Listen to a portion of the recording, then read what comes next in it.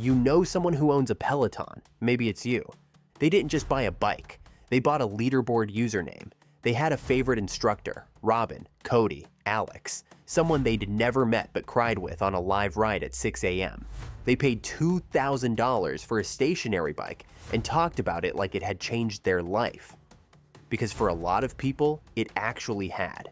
At its peak, Peloton wasn't a fitness company.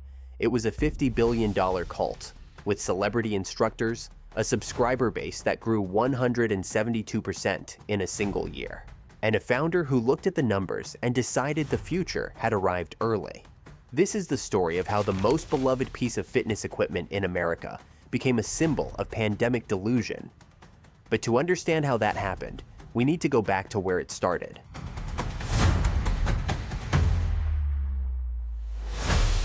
John Foley is not the kind of founder who gets mythologized. He didn't drop out of Harvard. He didn't build his first company at 19. He spent his career in the unglamorous middle of American business, running e-commerce at Barnes & Noble, building out a startup called Evite, doing the operational work that doesn't make magazine covers. But he had an idea. He loved spin class. He was a busy executive with a packed schedule and a family, and getting to SoulCycle 3 times a week was genuinely hard. He thought, what if the class came to you? Not a cheap substitute, the real thing. Live instructors, a leaderboard, a community. A bike that cost what it actually needed to cost to do it right. Investors said no, thousands of times. By Foley's own count, somewhere between 5,000 and 6,000 rejections before he got the money to move. He eventually raised $307,000 on Kickstarter in 2013 and built the first bike from scratch. The Peloton bike launched in 2014 at $1,995. The price looked insane. Then, something unexpected happened. People who bought it didn't just use it, they became obsessed with it. The leaderboard turned a solo workout into a competition. The instructors, Robin Arzon, Cody Rigsby, Alex Toussaint, became genuine celebrities with devoted followings. Riders named their usernames like handles. They scheduled their days around live classes. They cried on the bike. They got tattoos. Foley hadn't just built a product. He'd built a community that happened to come with a bike attached. By 2019, Peloton had sold nearly 600,000 bikes and treadmills, gone public on NASDAQ, and raised over $1 billion. The valuation was $8 billion. And then the pandemic hit.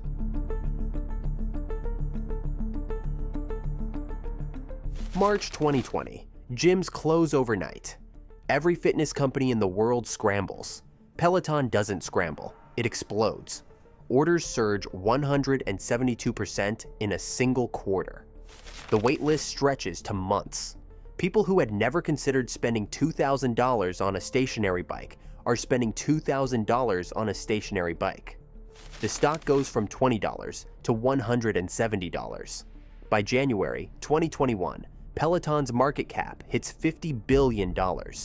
John Foley, the guy who got rejected 5,000 times, is a billionaire.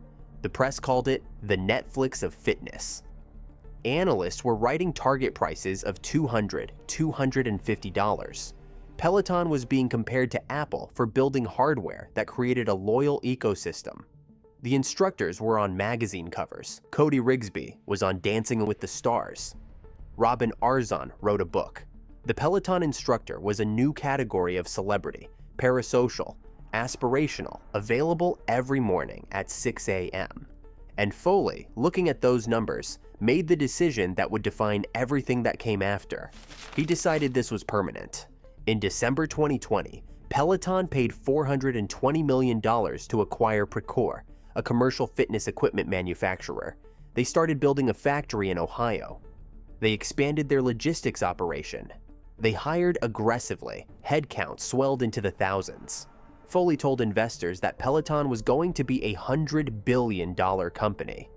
He said it with the confidence of someone whose stock chart had only ever gone up.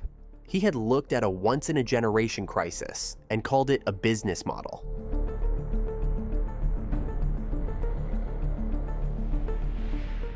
The vaccines arrived in early 2021. The gyms started reopening, and Peloton's growth, which had looked like a new permanent baseline, turned out to be a spike.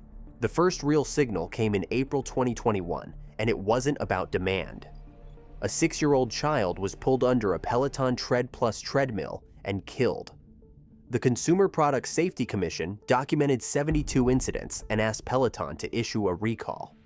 Foley's response was to call the request false and misleading and refuse.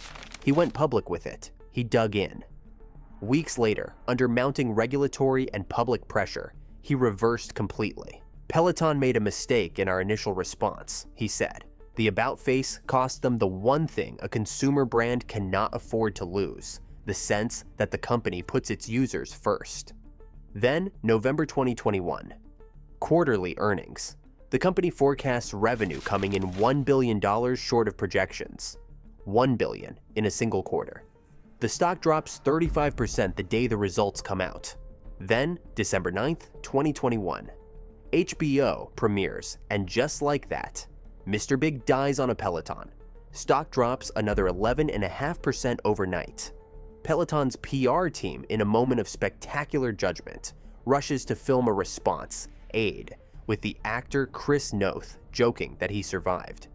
4 days later, multiple women publicly accused Chris Noth of sexual assault. Peloton pulls the ad immediately. In the span of 1 week, they had managed to be associated with a fictional death, a botched PR response, and a real scandal, and they had done it to themselves. By the end of December 2021, Peloton's stock is down 80% from its peak. The $50 billion company is worth $10 billion, and it's still falling.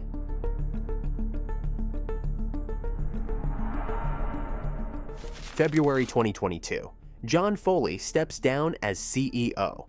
On the same day, Peloton laid off 2,800 employees. Roughly 20% of the entire company, not separately, the same day. The board brings in Barry McCarthy, former CFO of Netflix and Spotify, the kind of operator you hire when you need someone to clean up a mess rather than build a vision. McCarthy is direct about what he's walking into. He calls the company's situation the brink of extinction.